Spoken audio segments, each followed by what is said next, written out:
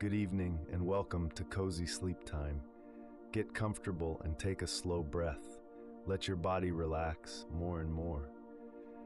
Tonight's story is about the soil secrets. Simply listen or let your mind drift. There is no need to focus. Let the quiet story begin.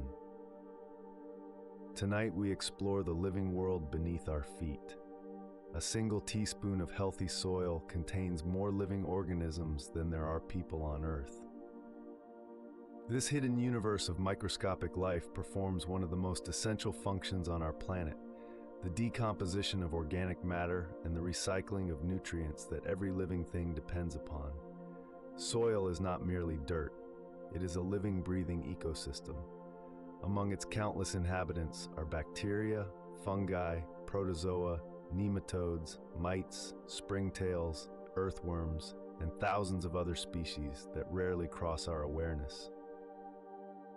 Each plays a distinct role in breaking down dead material and transforming it into forms that new plants can use.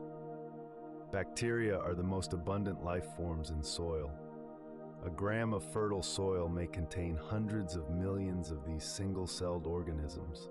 They specialize in breaking down simple sugars and carbohydrates, the easy-to-digest components of dead plant and animal matter. Without bacteria, leaves would not decompose, and the forest floor would accumulate with material that new growth could not penetrate. Fungi complement bacterial activity in essential ways. While bacteria handle easily decomposed sugars, fungi tackle tougher materials. Cellulose in plant cell walls, chitin in insect exoskeletons, and lignin in woody tissue all require fungal enzymes to break down. Some fungi extend their hyphae through soil like a vast network, transporting nutrients and water between different parts of the ecosystem. The relationship between fungi and plant roots is one of nature's most important partnerships. Mycorrhizal associations form between roughly 90% of all plant species and underground fungi. The plant provides the fungus with carbohydrates from photosynthesis, while the fungus gathers phosphorus, nitrogen, and water from the soil and delivers them to the roots. Protozoa are single-celled animals that feed on bacteria. They release nitrogen and other nutrients from bacterial cells when they consume them, making those nutrients available for plant uptake. This completes a cycle that moves essential elements from decomposing matter through bacteria and protozoa into living plants. Mites and springtails are among the most abundant arthropods in soil, with tens of thousands inhabiting a single square meter. Mites feed on fungi, bacteria, and other small organisms, while springtails consume decaying organic matter. Their movement creates microchannels that contribute to soil porosity and mix organic matter through the upper layers. Nematodes are microscopic roundworms that inhabit soil in enormous numbers. Some feed on bacteria, others on fungi, and some are predators. Their feeding releases nutrients locked in microbial biomass, making them another essential component of the decomposition and nutrient cycling system. Earthworms dramatically alter soil structure as they move through it. They consume soil and organic matter, depositing nutrient-rich castings. Their burrows create channels that allow air and water to penetrate deeper, improving conditions for root growth and microbial activity. This hidden ecosystem operates continuously, day and night, season after season. It is why forests regenerate after fire, why compost transforms into rich humus, and why plants can grow at all. The organisms in soil perform functions that would cost trillions to replicate with technology, yet they work for free in nearly every terrestrial ecosystem on Earth. Bacteria are the unseen foundation of soil fertility. These microscopic, single-celled organisms are so small that a million could fit on the head of a pin, yet in ecological importance, they rival any visible form of life. A fertile soil contains an almost incomprehensible abundance of bacteria. A single gram of healthy agricultural soil may contain as many as 100 million to 1 billion bacterial cells. Different bacterial species specialize in different aspects of decomposition. Some break down simple sugars like glucose and fructose that leak from plant roots. Others consume amino acids, the building blocks of proteins, which become available when tissues die. Still others target lipids found in plant membranes and animal tissues. The metabolic diversity of bacteria is remarkable, with thousands of species able to decompose virtually any organic compound found in nature. Beyond decomposition, many soil bacteria play essential roles in nitrogen cycling through nitrogen fixation. Certain bacteria extract nitrogen gas from the atmosphere and convert it into ammonia, a form plants can use. Rhizobia are nitrogen-fixing bacteria that form specialized associations with legume plants, infecting root hairs and forming nodules where they convert atmospheric nitrogen into ammonia. Fungi differ fundamentally from bacteria in their nutritional strategy. Where bacteria absorb nutrients through their cell walls, fungi secrete enzymes into their environment and absorb the resulting dissolved nutrients. This external digestion makes fungi particularly well suited for decomposing tough plant materials. Cellulose, the primary component of plant cell walls, is a rigid polymer that many bacteria struggle to break down efficiently. Fungi produce cellulases that hydrolyze cellulose into glucose. Some fungi also produce enzymes capable of breaking down lignin, the complex polymer that gives wood its rigidity. Lignin is one of the most abundant organic compounds on Earth, accounting for roughly 30% of plant dry mass in woody plants. Only fungi can efficiently break it down, making them essential for closing the carbon cycle. Without fungal decomposition, atmospheric carbon would gradually accumulate in undecomposed plant material. Mycorrhizal fungi form essential associations with plant roots. They infect root systems and extend beyond the root zone, exploring a volume of soil that roots alone could never reach. The mycelium captures phosphorus, nitrogen, micronutrients, and water, transporting them back to the plant in exchange for carbohydrates. Over 90% of all plant species form these associations. The mycelium network in forest soils connects trees in ways scientists are only beginning to understand. Through these fungal networks, carbon, phosphorus, and even chemical signals can move between plants. This underground transfer network has been called the Wood Wide Web by researchers studying forest ecology. Fungal diversity in soil reflects ecosystem health. Diverse plant communities support diverse fungal communities because different plants form associations with different fungal species. Monoculture agriculture dramatically reduces fungal diversity, contributing to declining soil health in systems that rely increasingly on synthetic fertilizers. Together, bacteria and fungi form the foundation of the soil ecosystem. They are the primary decomposers that break down dead matter, the engineers of nutrient cycles, and the partners of plants. Without their constant work, the nutrients locked in dead material would never return to the living world. Between the microscopic world of bacteria and fungi and the visible world of earthworms and beetles exists a realm of slightly larger organisms that are difficult to see without magnification. Protozoa and nematodes are the link between microscopic decomposition and larger soil animals. Though individually microscopic, their combined activities drive essential nutrient cycling processes. Protozoa are single-celled organisms that inhabit soil water films. They obtain nutrition by consuming other organisms rather than by photosynthesis or external digestion. The three main groups are ciliates, flagellates, and amoebae, each with different feeding strategies. Ciliates use tiny hair-like structures called cilia for movement and feeding, and are most common in wet soils. Flagellates move using whip-like appendages called flagella and are the most numerous protozoa in soil because they inhabit even the thin water films coating soil particles. Amoebae move by flowing their cell bodies into extending projections, engulfing bacterial cells whole. The ecological importance of protozoa lies in their role as bacterial predators. When they consume bacteria, they digest the biomass and release nutrients in forms plants can absorb, primarily as ammonium and other simple nitrogen compounds.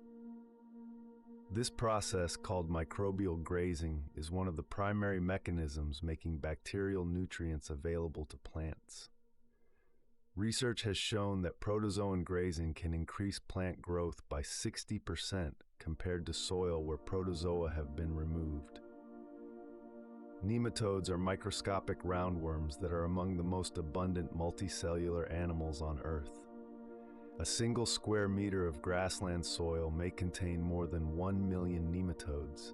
They occupy several feeding groups. Bacterial feeding nematodes consume bacteria through a food tube in their body. Fungal feeding nematodes puncture fungal cells and ingest their contents.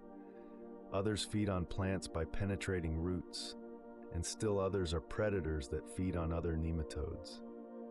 Like protozoa, nematodes contribute to nutrient cycling by releasing nutrients from their prey. When they consume bacteria or fungi, they release excess nitrogen as ammonium through their body walls, which diffuses into soil water and becomes available for plant uptake. Nematodes also serve as indicators of soil health because different species are sensitive to different conditions. Mites are among the most abundant arthropods in soil ecosystems. Though most are smaller than a millimeter, they play crucial roles in decomposition. Orobatid mites feed primarily on fungi, puncturing hyphae and consuming the internal contents. Mesostigmatid mites are predators that feed on other small invertebrates, including nematodes and springtails.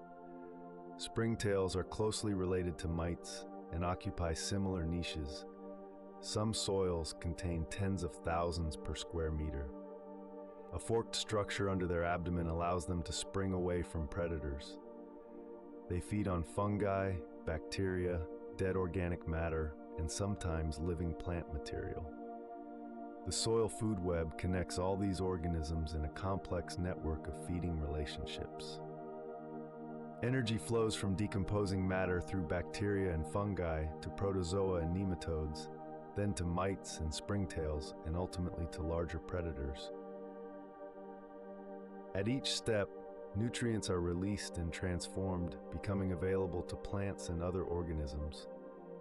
Earthworms are among the most influential soil animals, though their importance was not widely recognized until Charles Darwin's research in the late 1800s. Darwin estimated that earthworms could turn over the topsoil of a field in about 50 years, moving as much as 18 tons of soil per acre annually. Modern research has confirmed and refined these observations, demonstrating that earthworms are fundamental architects of soil structure. Earthworms are segmented worms belonging to the class Oligochaeta. There are over 6,000 species worldwide, ranging from barely a centimeter long to tropical giants reaching 3 meters. Epigeic species live in the surface layer, feeding on decaying organic matter. Anisic species are larger burrowing worms that create deep vertical burrows and pull surface matter down into their tunnels. Endogeic species live entirely within the soil, creating horizontal burrows as they consume soil and digest its organic content. Earthworm digestion is a remarkable process. They consume soil through a muscular pharynx, passing it through a gizzard where grinding stones help break apart particles.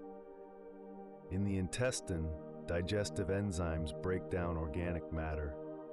What emerges as castings is soil with organic matter decomposed and nutrients transformed. Castings contain higher concentrations of available phosphorus, potassium, calcium, and nitrogen than the surrounding soil, along with higher microbial activity. Earthworm burrows dramatically alter soil physical properties. They create channels that allow air and water to penetrate more deeply than through intact soil.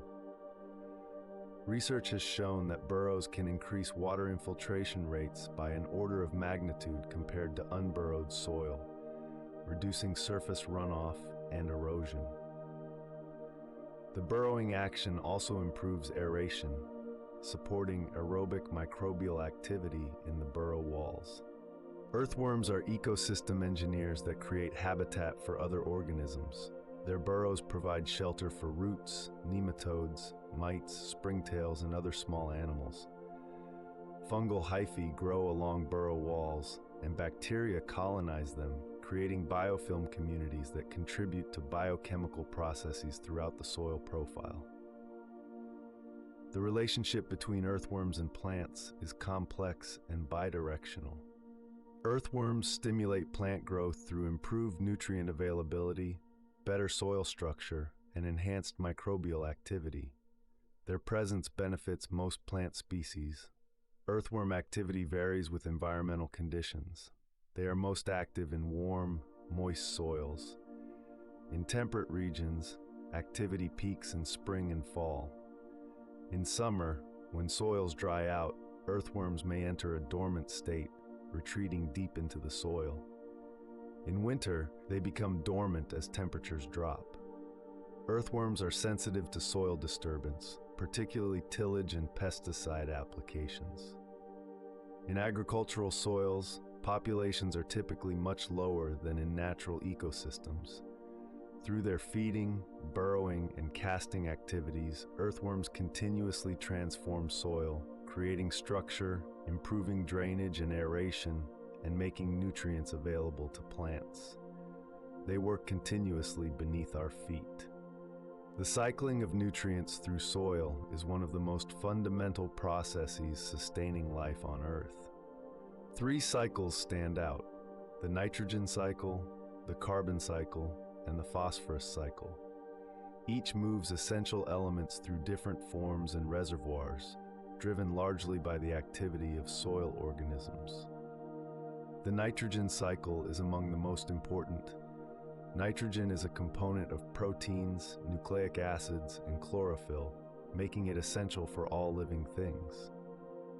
The atmosphere is 78% nitrogen, but this gaseous form is unavailable to most organisms. Only certain bacteria can convert atmospheric nitrogen into usable forms. Biological nitrogen fixation is the process by which bacteria convert atmospheric nitrogen into ammonia. Free-living nitrogen-fixing bacteria include species in the genera Azotobacter and Clostridium. Symbiotic nitrogen-fixing bacteria like Rhizobia form associations with legume roots, producing characteristic nodules where fixation occurs. The plant supplies carbohydrates and receives ammonia in return, an exchange that allows legumes to thrive in nitrogen-poor soils. Ammonification is the process by which decomposer organisms convert organic nitrogen and dead matter into ammonia. Proteins and nucleic acids are broken down by bacteria and fungi, releasing ammonium as a byproduct.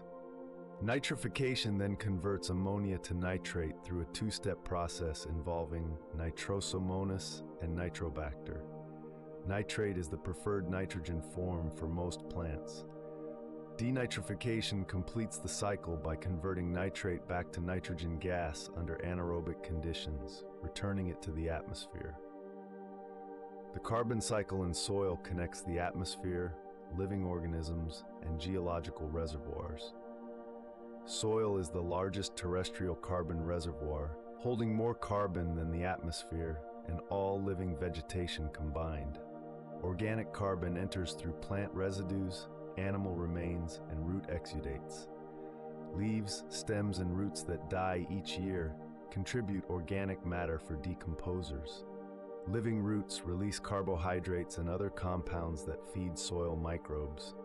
Decomposition converts organic carbon to carbon dioxide through microbial respiration.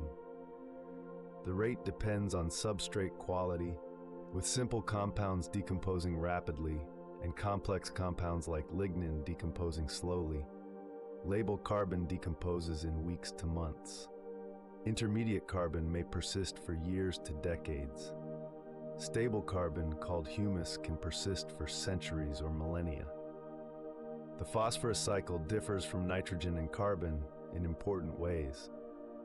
Phosphorus is essential for energy transfer in plants, but is among the least mobile nutrients in soil. Most comes from mineral weathering, the gradual breakdown of rocks containing apatite and other phosphate minerals. Unlike nitrogen, phosphorus has no significant atmospheric phase. It cycles primarily through rock weathering, plant uptake, return through decomposition, and loss through erosion or leaching. Phosphorus availability is strongly pH dependent, most available between pH 6 and 7. Outside this range, it forms insoluble compounds plants cannot access. Mycorrhizal fungi dramatically extend the volume of soil roots can explore for phosphorus, making this partnership essential. These three cycles interact through the activity of soil organisms. The decomposition of organic matter releases nitrogen, phosphorus, and carbon simultaneously. The health of each cycle depends on the health of the others. The hidden world beneath our feet supports everything that lives above it. Every forest, farm, and grassland depends on the soil ecosystem below the surface. Without the countless organisms that inhabit soil, the visible world of plants and animals could not exist. Soil provides the physical foundation for plants. Roots anchor themselves in soil, drawing water and nutrients from pore spaces between particles. Soil structure determines how well roots penetrate, how much water is available, and how easily oxygen reaches the root zone. Healthy soil with good aggregation, abundant pore spaces, and active biological communities provides ideal conditions for root growth. The water filtration function of soil is essential for clean water supplies. As rainwater moves through soil, it passes through layers of mineral particles and organic matter that filter suspended solids and pollutants. Microorganisms break down organic contaminants, while clay particles and organic matter bind heavy metals.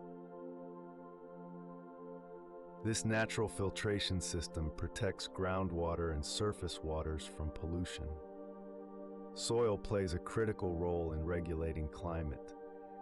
As the largest terrestrial carbon reservoir, it stores more carbon than the atmosphere and all living vegetation combined.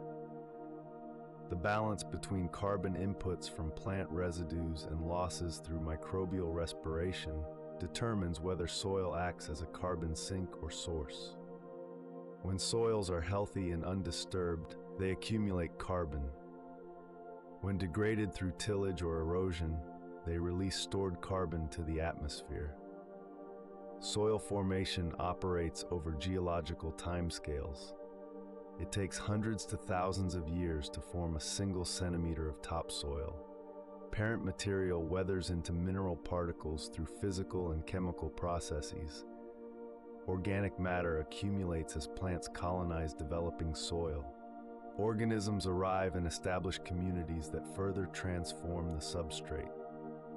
This slow creation makes soil effectively non-renewable on human timescales, yet erosion can remove it rapidly. Soil biodiversity is crucial for ecosystem resilience. Soils with diverse communities of bacteria, fungi, protozoa, nematodes, and earthworms withstand disturbances like drought and flooding better than simplified soils. Diverse communities also resist invasion by pathogens more effectively. The redundancy of functions across species means that if one is lost, others can perform its ecological role. Soil loss through erosion is one of the most serious environmental challenges facing human civilization. Wind and water remove topsoil from agricultural lands at rates far exceeding natural formation. It is estimated that a third of the world's arable land has been lost to erosion over the past 40 years. Restoring soil health is possible through practices that mimic natural processes. Minimizing tillage preserves soil structure. Maintaining continuous plant cover feeds soil organisms and prevents erosion. Diverse crop rotations support diverse soil communities. Adding organic amendments builds soil organic matter. These practices rebuild the living ecosystem beneath our feet. The world beneath our feet is not separate from the world above. It is the foundation upon which all terrestrial life depends. Every breath is influenced by carbon stored in soil. Every meal comes from nutrients cycled through soil organisms. Every drop of clean water has been filtered by soil. The hidden world beneath sustains the visible world above, quietly, continuously, and reliably. As our story ends, let the quiet ideas settle softly. Your body can continue to relax, breathing slow and steady. If sleep is near, let it arrive naturally. Thank you for spending this moment here on Cozy Sleep Time. Return anytime for another peaceful journey. Good night.